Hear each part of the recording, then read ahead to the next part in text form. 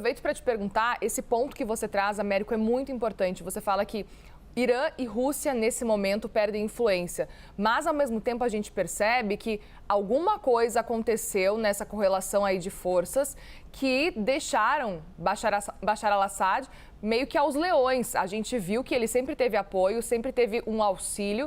E nos últimos dias, pelo menos nos últimos 15 dias, os rebeldes conseguiram com muito mais facilidade do que o que a gente acompanhou nos últimos anos, inclusive, invadir Damasco e tomar o poder claramente.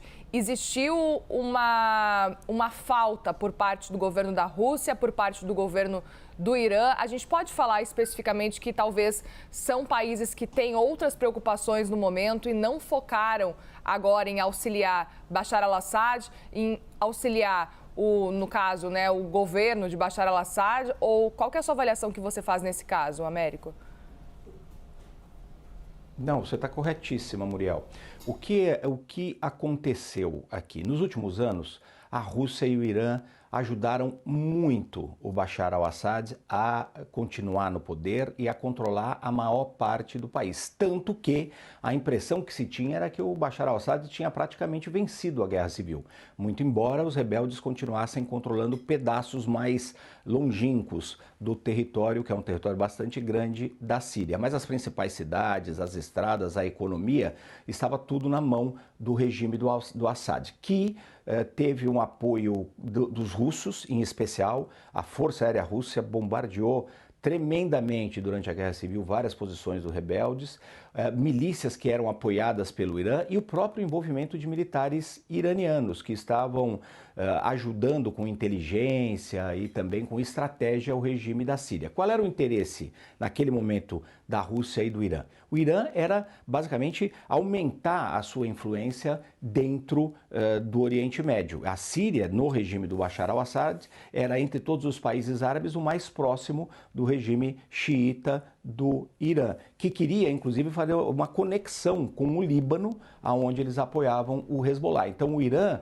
tinha um objetivo ali de ampliar o seu poderio na sua região imediata, inclusive usando o território da Síria ali para atividades contra Israel, o grande inimigo nada oculto do Irã. A Rússia, por outro lado, queria mostrar que tem influência no Oriente Médio e que é um país que tem capacidade de ter uma influência, inclusive militar, em qualquer região do mundo. Resolveram fazer uma aposta no Bashar al-Assad, que por muitos anos funcionou. Mas o que aconteceu depois, Muriel? Por que a Rússia e o Irã basicamente abandonaram o Bashar al-Assad à sua própria sorte? Porque eles têm outros problemas militares e políticos e diplomáticos que são muito mais urgentes, que são basicamente problemas que vão definir o próprio futuro dos seus regimes, o Kremlin na Rússia e o regime dos ayatollahs em Teherã.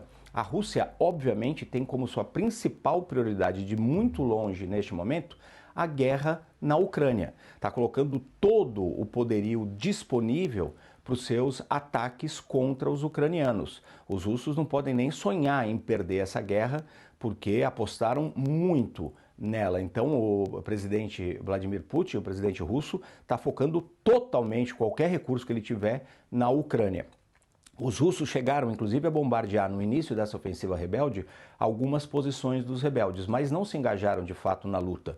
Era muito mais para dizer que estavam ajudando o Assad de alguma forma e tentar conter os rebeldes, talvez por medo. Os rebeldes não se assustaram com isso e continuaram no seu avanço. E o Irã sofreu na guerra entre o Hamas e Israel, e Hezbollah e Israel, muitos danos também. O próprio território iraniano foi atingido diretamente por Israel. Houve troca ali de mísseis entre os dois lados. Além disso, além do Hamas e do Hezbollah, outras milícias que são bancadas pelo Irã, inclusive na Síria, também foram atacadas por Israel. E o Irã também não tinha mais condições de ajudar da mesma forma o Bashar al-Assad. Então a gente pode resumir esse capítulo da queda do Bashar al-Assad como um regime que foi abandonado pelos seus principais aliados e cujo o que aconteceu com eles ali, com o Bashar al-Assad, a queda, acabou se devendo muito a duas outras guerras que não tinham ligação direta com a guerra civil na Síria. A guerra na Ucrânia, que acabou levando os russos ali a não apoiarem mais o Bashar al-Assad da mesma forma, da forma efetiva, e também a guerra entre Israel e o Hezbollah, Israel e o Hamas, que enfraqueceram muito o Irã. Então são guerras que não tinham relação direta com a guerra civil na Síria, mas que ajudaram definitivamente a selar ali o destino do Bashar al-Assad, presidente da Síria.